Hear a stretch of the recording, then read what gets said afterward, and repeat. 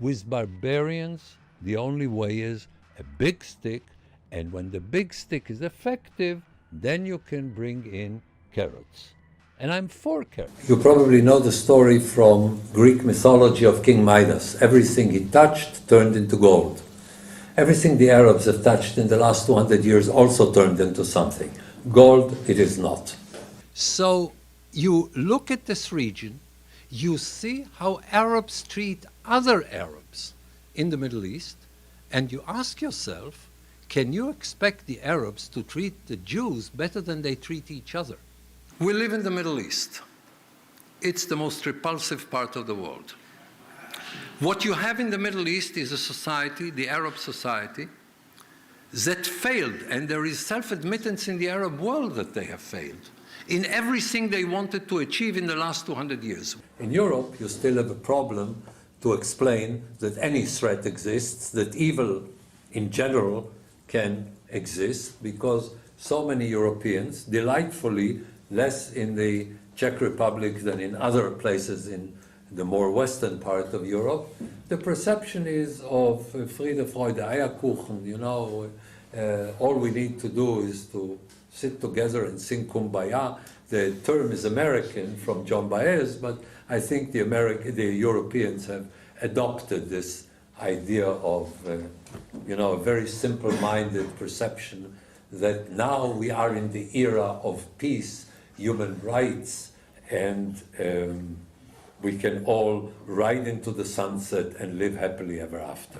And you have this belief that is very prevalent in the United States, that in every Saddam Hussein there is a little Thomas Jefferson trying to come out. All we have to do is to help him a little because he had a difficult childhood. Let the Europeans come to Libya and tell the Libyans, why don't you have a democracy? And then the Libyans will say, what a great idea. How didn't we think about it? And then we will have democracy in Libya. Okay? The only difference in the Arab world is you either have one person that kills everybody else, or you have free enterprise. Everybody kills everybody.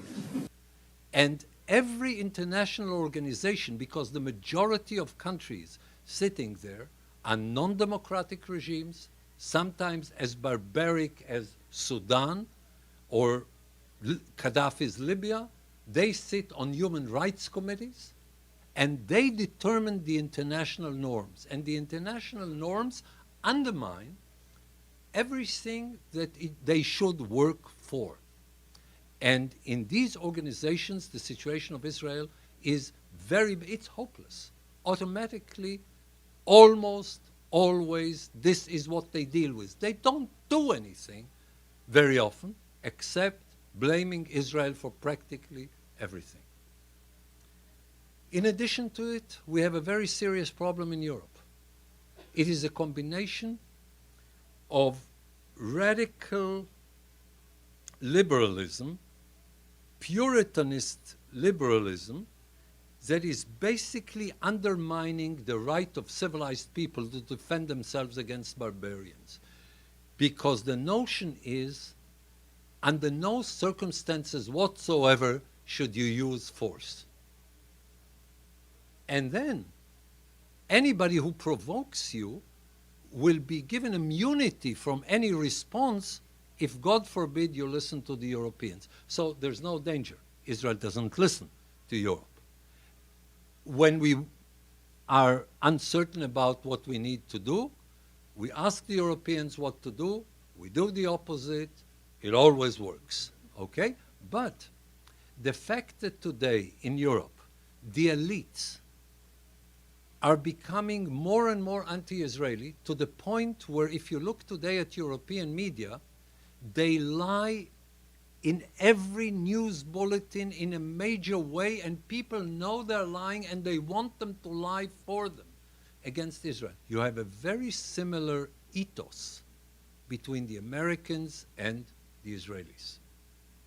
These are the only two nations on earth that are committed to liberty, are open societies, and also have a spinal cord, and also have a spine.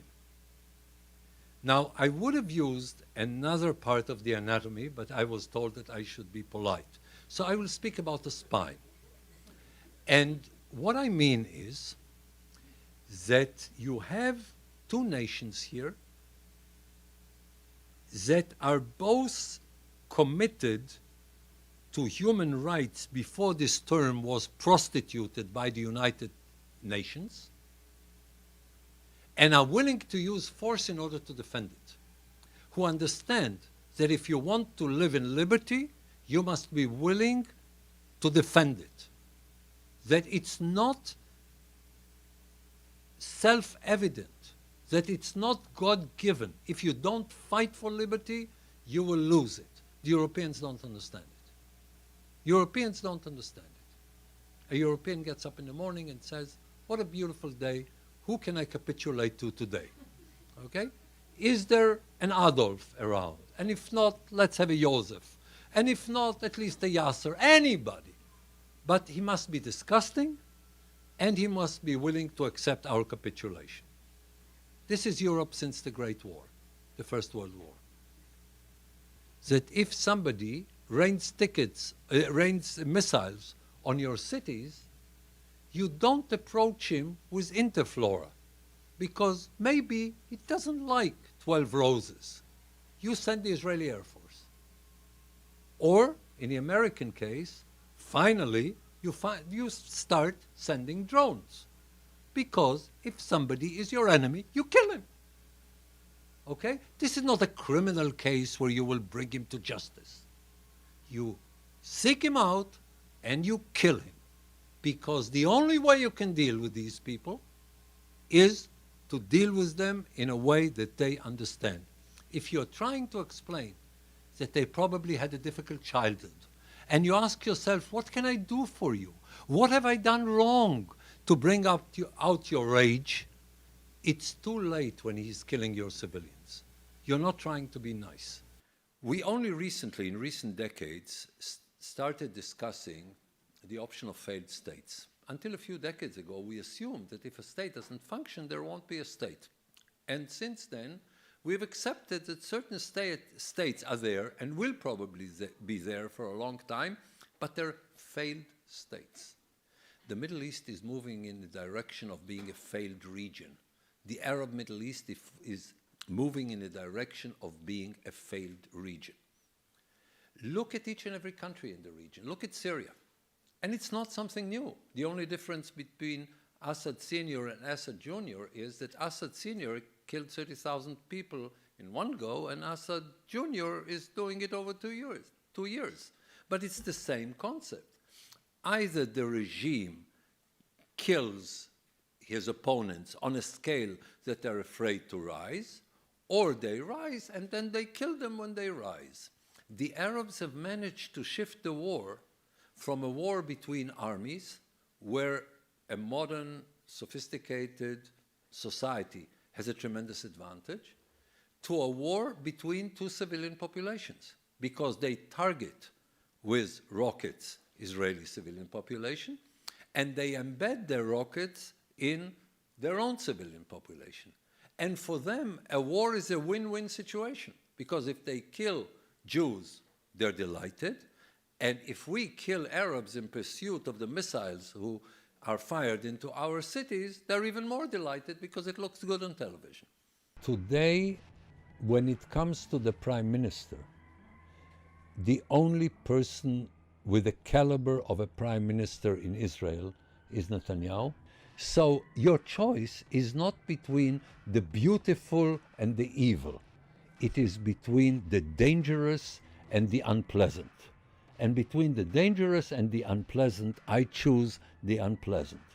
And this is the real world. There is only one real world.